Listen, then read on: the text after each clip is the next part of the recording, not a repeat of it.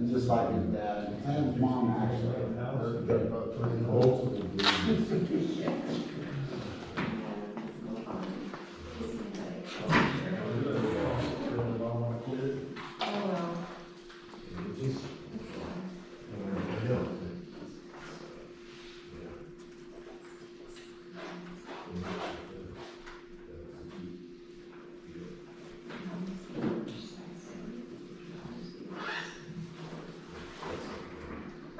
Gotta be 6 o'clock now.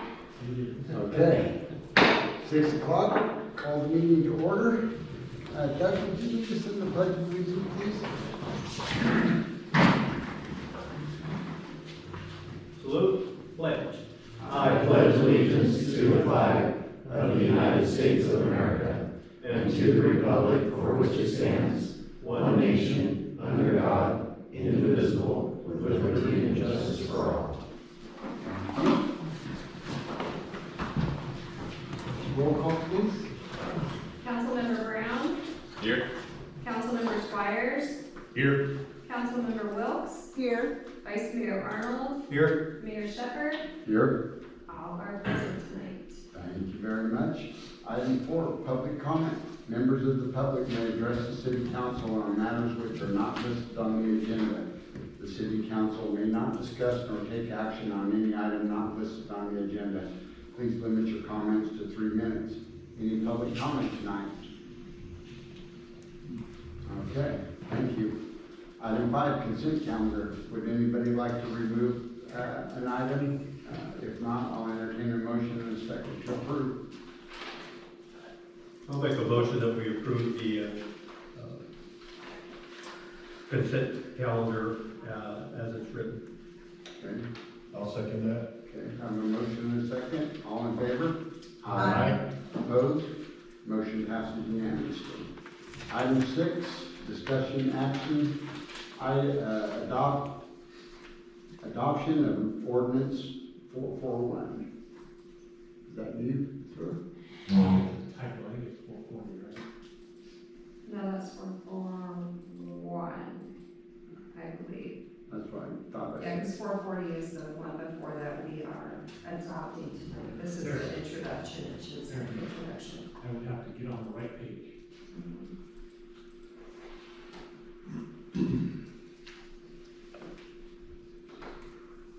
All right, this was a item that was brought forth to the city council some time back, and I'm bringing it back to finish off what Councilmember Arnold had started as a project about a year and a half ago, if I'm correct, somewhere around there.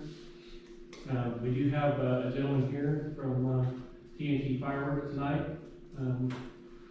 He's one of the key contributors to making sure this thing came forward and gave us information on the different processes and all the different things that were encompassed to bringing this to fruition.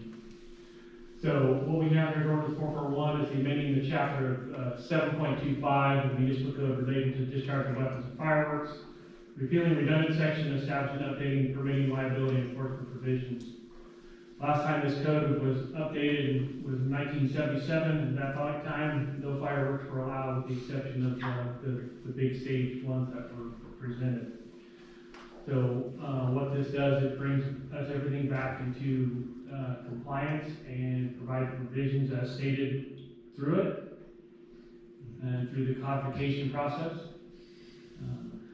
The particular provisions that were outdated, inconsistent, and lack of structured process for nonprofit permits and enforcement liability. So everything has been updated for all that items. As far as fiscal impact, the cost recovery comes through the AB 14.3 compliant permit fees, which is capped out at less than or equal to 7% of the gross sales. And estimated administrative fees of revenues will offset city costs for permitting inspections, enforcement, fire suppression, and cleanup activities. So we have the attachment A, which is the draft ordinance.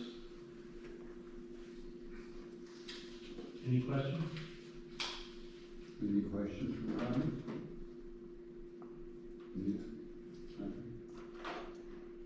No questions, thank you. No questions on fireworks? Doug? Nope. Okay, any public comment? You're more than welcome. I'll be quick. Well, thank you. So as Rodney was saying, my name is Jason Hood. I am an area manager with TNT Fireworks, and I just wanted to take a moment to thank you guys, the council, the city staff, as well as Rodney for the time that you guys have put into and updating the fireworks ordinance, and that I'm in total full support of what's been proposed in that ordinance tonight. If you guys need anything else, please feel free to reach out to me anytime. Thank you. Thank you. Okay. I do have a question. So we have a TNT representative here. Are there other vendors that we could use as well, like Phantom, like if we decide to change? That's entirely up to the nonprofit who chooses to contract with. Okay, thank you. Thank you. Okay, any other questions, any public comment? Okay, I'll go ahead and entertain a motion to approve.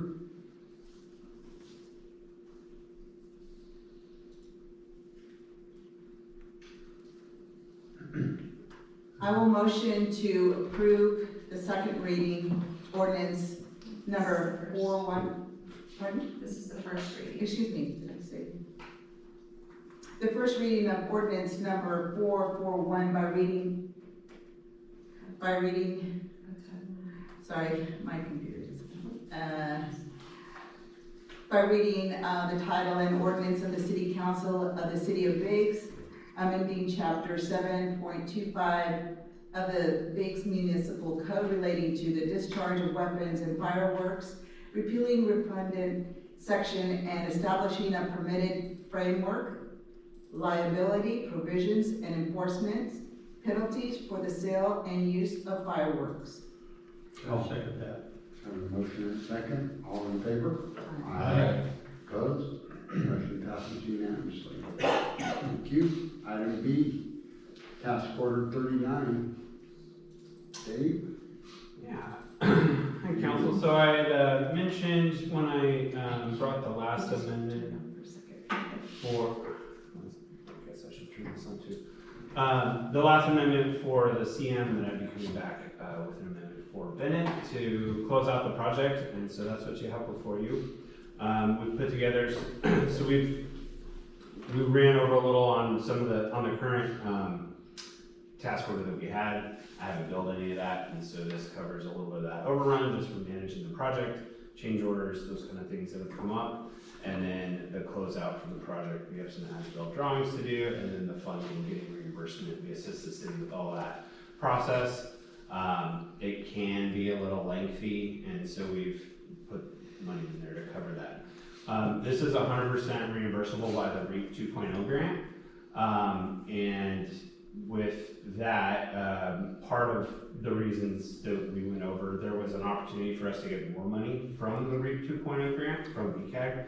So our original amount was 156. I had it open here just a second. I'm not disputing it. 158,519.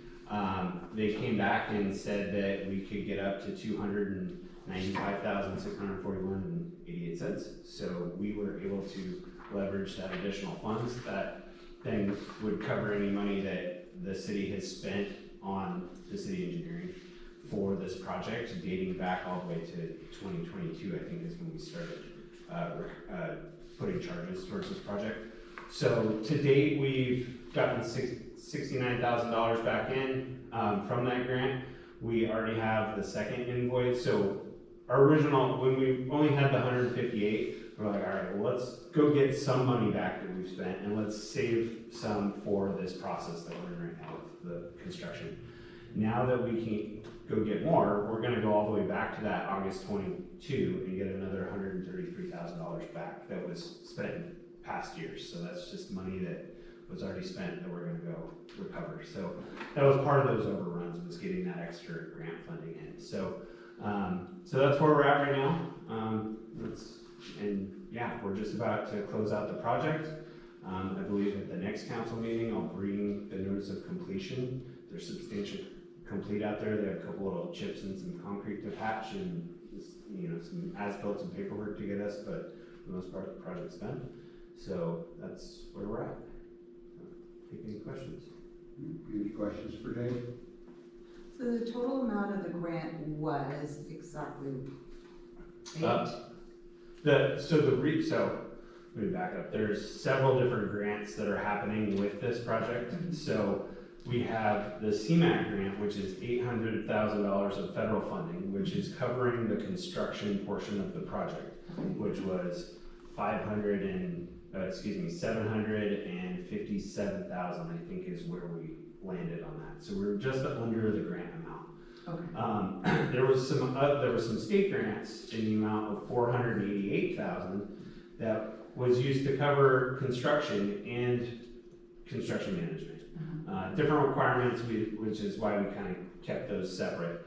I'm trying to get this Caltrans to spend the state money first, but I think they have some calculation that they have to do a certain percentage of each. So, because if we could get them to spend the state money first, then the federal money would go back into the VCAG pot for them to use elsewhere. But So that was 488,000. Okay. So that one's to cover, so right now, pretty much the only thing we have coming out of that, or however Caltrans divvies it up, but that will cover the construction management. So the 180,000 that Gannett funding, or GNT, I think GFT now, they are, so that covers their costs. Our costs were not covered by either of those. As your city engineer, we couldn't reimburse against the state or federal funds through Caltrans.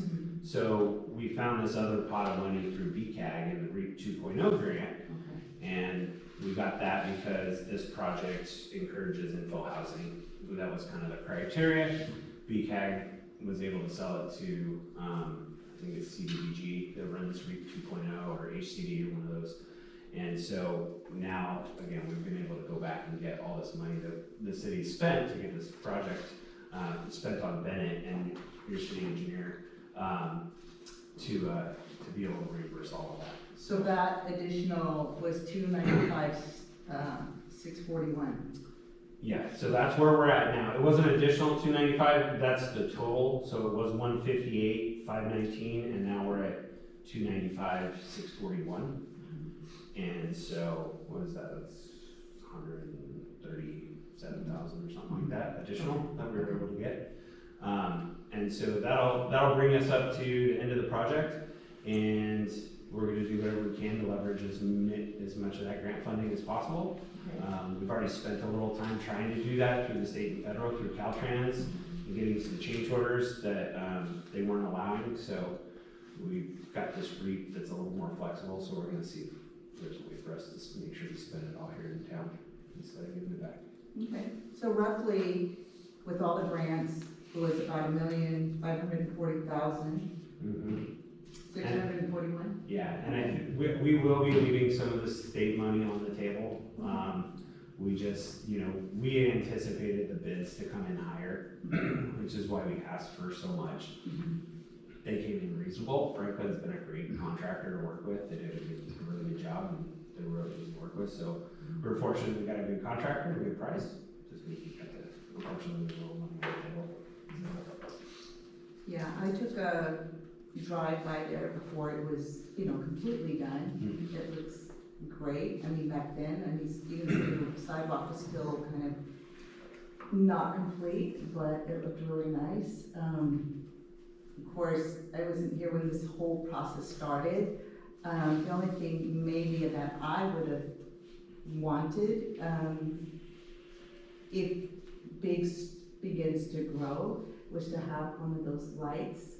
So as students are crossing or pedestrians are crossing, if they need to push the light and, it flashes so they can cross the street. But it was just kind of an afterthought because I wasn't here during the time of planning, but anyway, so it just looks great. If there's extra money in this REAP, that is something that I think we could definitely sell. Yeah. A little flashing beacon there, Yeah, coming from Rio Benito where they're coming in at a higher rate of speed. Right. That would be a great thing to add. So okay. as we work through this process, it might be something that we have the city install, it's just part of the project, we get it purchased and installed, because Right now, we're trying to release that contractor of his, that notice of completion. But again, the REAP is really flexible. There's not these, procurement policies and all these things that Caltrans has. So right now, I think that there's potentially about 50,000 left on this. Okay. Paul and I have talked about maybe some other paving or striping that we could do it has to be within the general vicinity of this project, right? Right. To kind of meet it, but the flashing beacon is a great safety measure. Everybody loves to see safety measures, so Right. we can come back as we wrap up and present some solutions or some other alternatives to spend that money, because they definitely want us to spend it. Right. BCAG Can I doesn't give want it back? no, BCAG doesn't want us to send it back to HCD. They want us to spend it locally, so. Okay, thank you, Dave. That's a great idea, Anita. Mm-hmm. Any other questions for Dave? So you can't get Trent to show a little love to us now that he's back at Caltrans? He's retired from Caltrans. No, and he was in the planning department. I can get him to come back and be your city engineer if you want, but Yeah, he's retired.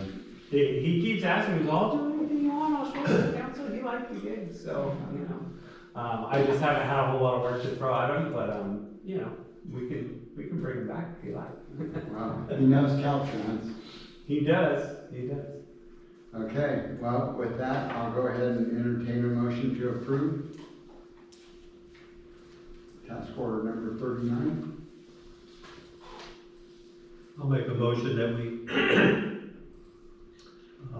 authorize the interim city administrator to execute task order number 39, 16-604-303 with Bennett Engineering Services, Inc.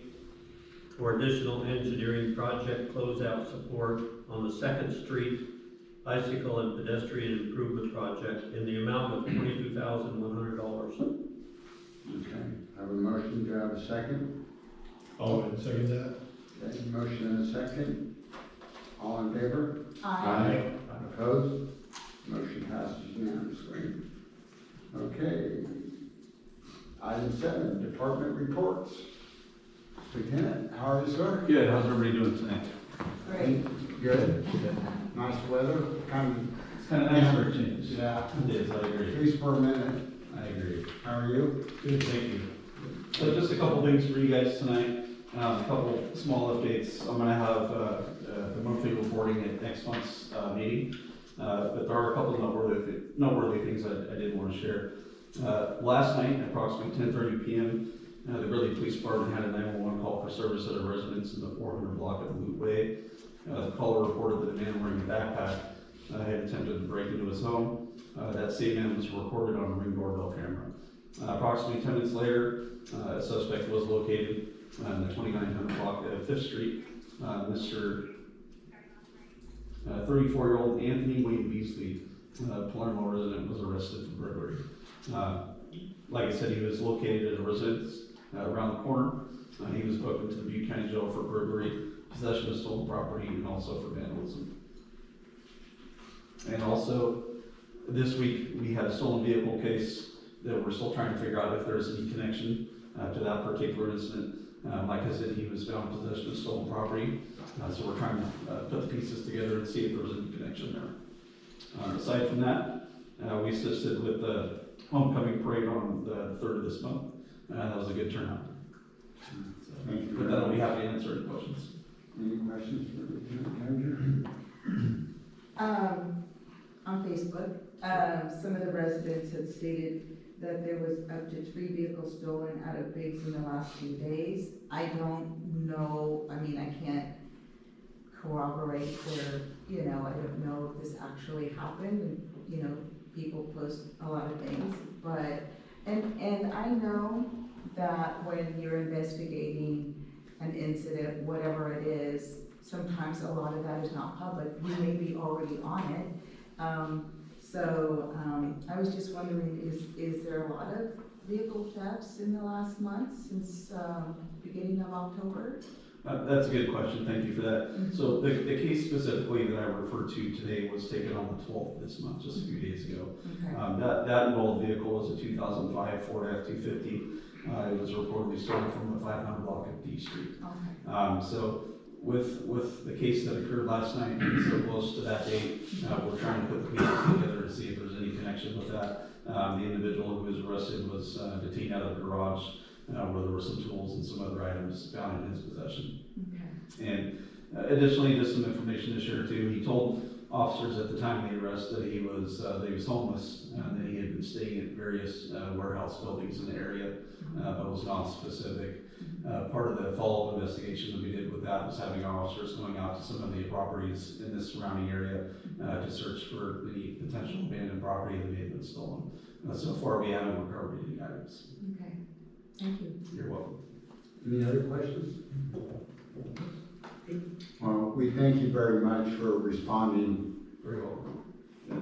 I know that it would have been hard for the sheriff's department to make it here that quickly.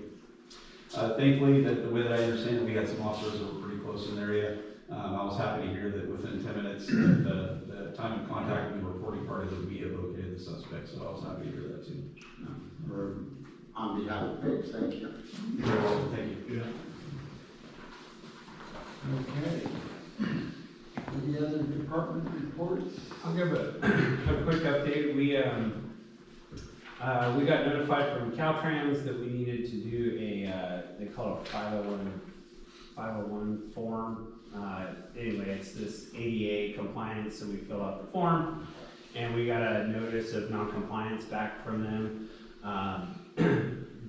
With the ADA, American Disability Act, we're supposed to do self-audits of our ADA facilities every 5 years. We haven't been doing that. It wasn't really anything on my radar, so we have until November of next year to complete that self-audit. I've actually been looking into what those, what the process is and seeing if it's something that we could do as Bennett, so we'll bring that back to you, or if it's something that, Paul, I don't know if Paul has time to do that. I mean, it's a full audit of all the city facilities, the streets, the sidewalks, all that kind of stuff, buildings. So anyway, just want to let you know that would be something that would be coming before you to make some, decision on how we want to proceed. And again, we have until next year, so we could even start it. Ideally, I would love to get my interns to be the ones walking around. It's nice and it's a cheap way to do it.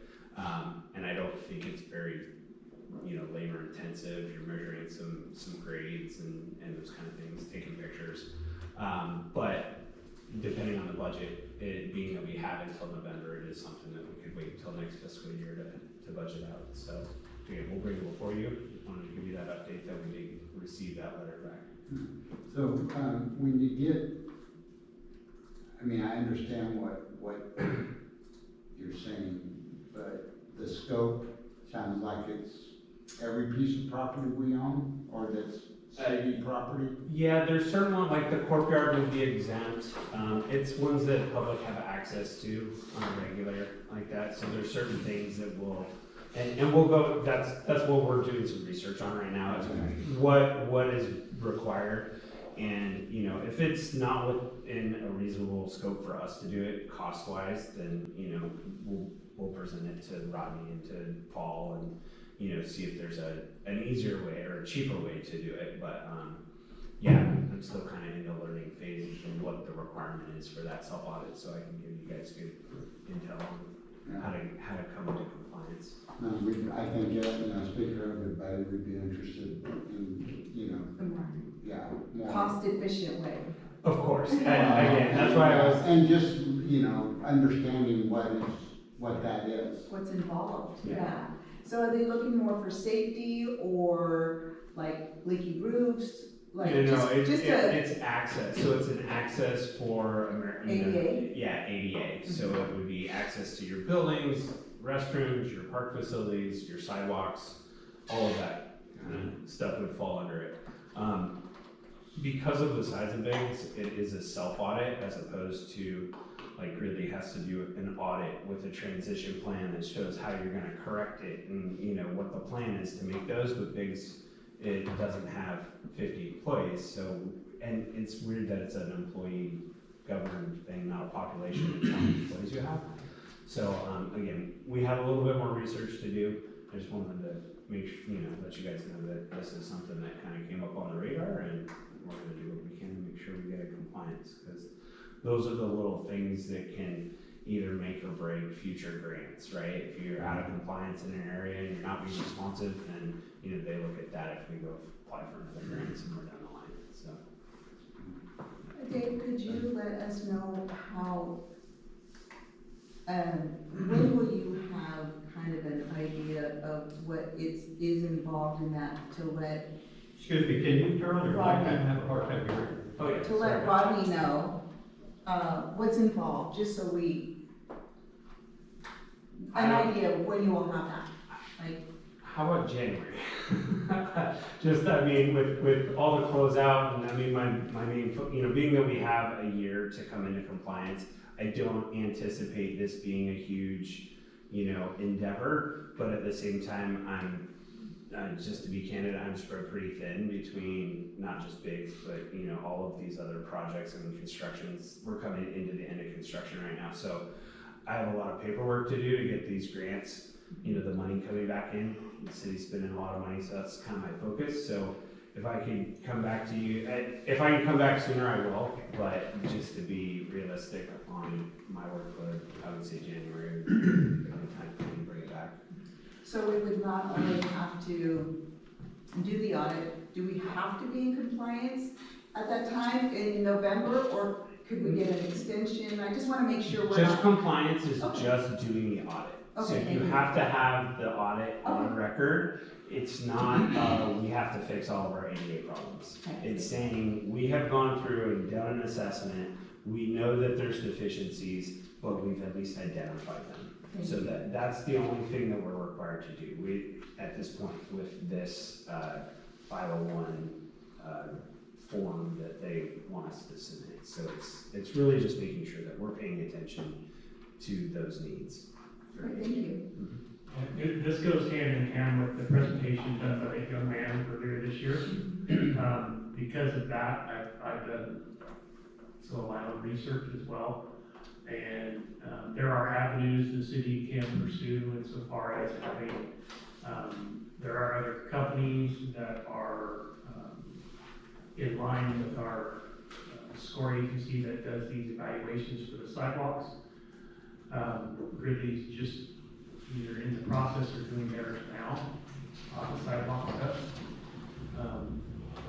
My understanding, like I said, it's not cheap. So just one of those things, it could be obviously something that could be, once we can determine the associated cost with the overall, what an overall project would look like, then in fact, we may be able to have that budgeted for next fiscal year. That might be something we may be able to bring forward. I'm not, at that point, I will not be around, so that'll obviously be a target date potentially for the next man in line, or I should say the next individual in line. Thank you. Okay, so no other department reports? I do have one thing. Yes, Oh, we're going to Gotcha, council committee gotcha. reports. Go ahead. the only thing I have to report is, I attended a, grand opening for Wheeler Branch and Realty in town. Carrie Wheeler has opened her, business in Biggs. She could have opened it in Gridley, but she chose Biggs to open up her realty business. And, so I just was there to welcome her and, brought her a nice plant, and she gave me a tour of her facility. It's beautiful. She has the front two offices, and then she has a long meeting room in the middle, and then she also has a back room which she could rent out to another business, which that is highly possible. But if you guys are in town, just stop by and see her when she's there. She's so welcoming. She's a great person. I know all you guys know her, I'm sure. So that was very exciting, so. Yeah, no, thanks for going with that. And, actually reminding us, I had it, but not in my calendar. So, any other council reports you want to report on the annual conference day? I got, I took notes, and I'm sitting there trying to read my notes, my writing, and it was really bad because I was trying to listen to the wheels, but there's a couple things that kind of stuck out for me. One was, one of the speakers talked about all the fires that we've had, and the cost of everything that's going up because of it. The insurance rates of everybody's cost is going up. And it said, I think it was 5 out of the last 10 years, we've had some major fires taking major damage on structures and stuff. That was quite interesting on that speaker. Another one came down from, and I didn't realize where it was.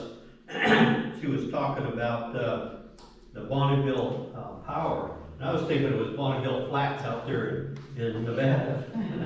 And all of a sudden I realized that she was talking that it's the, what river is that? Columbia River.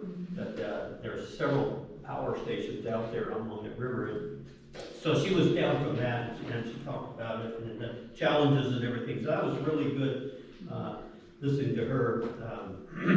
She said that the equipment that they're using was created, I see the dam was in 1937. So, the equipment is getting really old. They're managing to keep it going, but it's always been a challenge in trying to upgrade any kind of equipment, getting money for that. Let's see, we had one that was speaking on the trade wars, that's going on with our federal government, and the uncertainty of money coming in from the different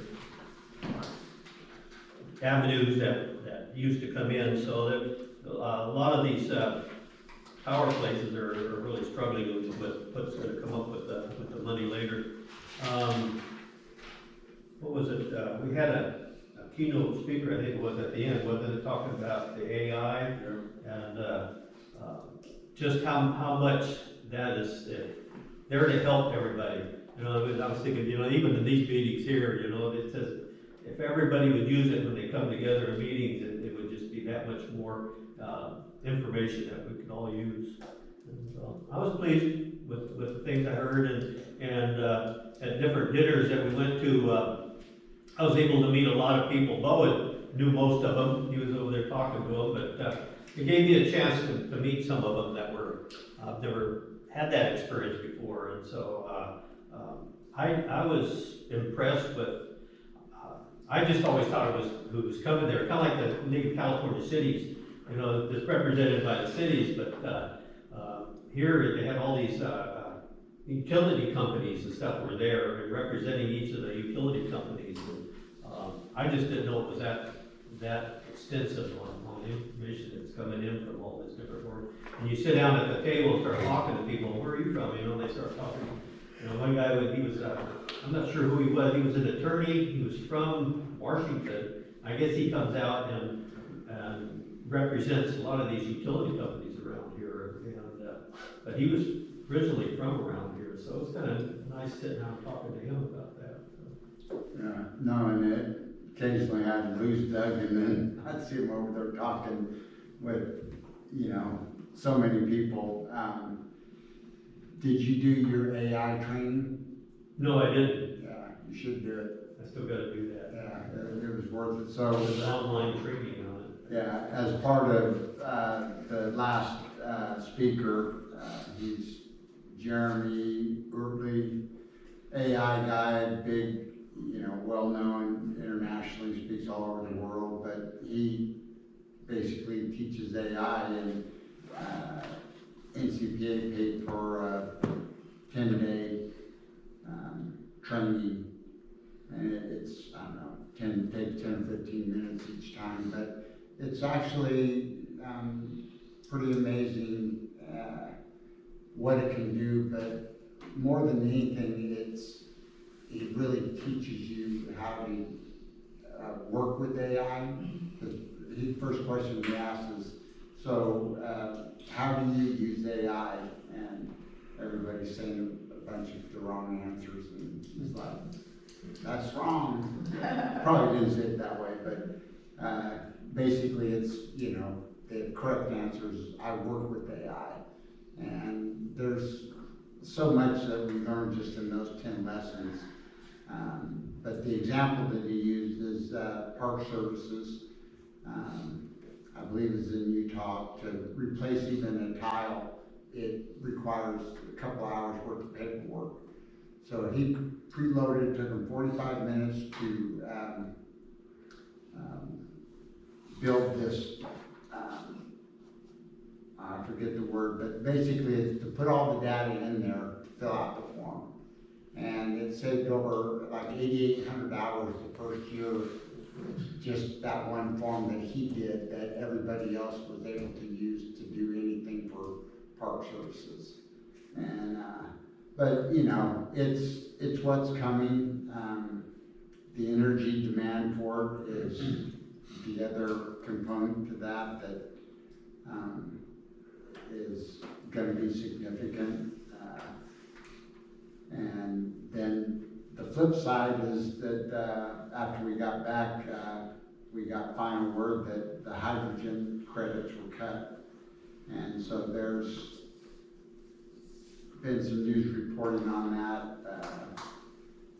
Channels or CBS interviewed the vice chair of NCPA from Lodi about the Lodi Energy Center. So there is some pushback. I don't think it's going to help. I think the $8 billion, you know, I think that's not going to come back, but who knows?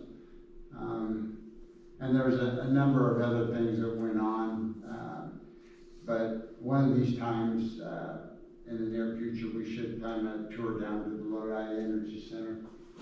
Be well worth it. And any other reports?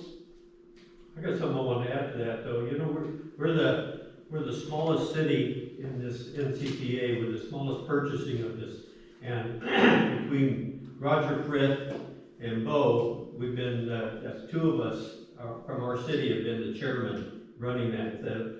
You know, I'm hoping, you know, when Bo leaves, that whoever takes over is active enough to be involved in that. And they look up to our little city, you know, if we're up there and right in front of them and talking to them, and you know, otherwise they just ignore us completely. And so it's really good that we have somebody that's that active involved in it. So I appreciate it.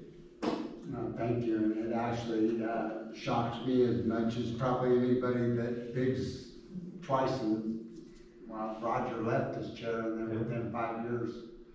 But just all about elections. Yeah. Anyway, so anything else? Okay. So with that budget cut from Lodi, is that gonna affect us? So that was all grant money to convert the plant to hydrogen. And so really it's just kind of stalled until probably a new administration comes in, because everybody's going to green energy. This administration, they're endorsing coal. So, but there's a lot of pushback on it right now. It's starting to get some news media, and so in all likelihood, if anything changes either in the Congress or the White House, it'll come back, I believe. Because it's just, too much has already been put toward it. And the hydrogen was really a nationwide thing. California was the Lodi Energy Center, LADWP were part of the Arches Hub to put that in California. And so all the funding that would have done that, which I think would have been over $1 billion once it got done, is gone, at least for now. So. Yeah, you know, we had that meeting last week specifically about what was going on with that with the hydrogen project, and, it's placed on permanent hold until administration changes. Yeah, because as a publicly owned utility, we don't, NCPA or its members don't obviously go spending money that like a investor on PG&E could do. So, anyway, well, if there are no other reports, Administrator? You know, like the biggest one that came up last was the Lodi Energy Center and the hydrogen items that came through with the meetings. Those were the two biggest discussion items at the last two NCP meetings, the last 2 weeks, so. And what they were going to do with all that, if anything. Basically, it was permanent pause at this point until, there's administrative change. More free money comes in or grant money. Yeah, and I guess the good thing is like you were saying, what has been put into the project has all been grant funding. So the entities involved in CPA aren't necessarily out a lot of things. I mean, there's some, a lot of hard work and stuff they've all done on the project. Some disconcerts there of all the time they put into it, and hoping it would move forward. But everybody's got potentially a positive outlook overall, despite the project being placed on hold. And the difference between Lodi Energy Center and anything else in California is we're actually ready to go. We're shovel ready. And that's what every other project in California lacks. So, anyway. So So does with Prop that, 50 have anything to do with that too, or no? what's that? Prop 50? The Prop 50 will hurt us if Bad. that goes No, through. yeah. Okay. Did you see that deal what you seen they had in Paradise this past weekend? I did. Yeah, they had a whole thing up there that yes on 50 and everything. So I'm surprised Paradise is like for it, Yeah. not against it. Yeah. It will definitely hurt us because we would be represented by, as I understand it, Healdsburg. Yeah. So, anyway, yeah. So with that, item 10, closed session. Well, thank you everybody for coming.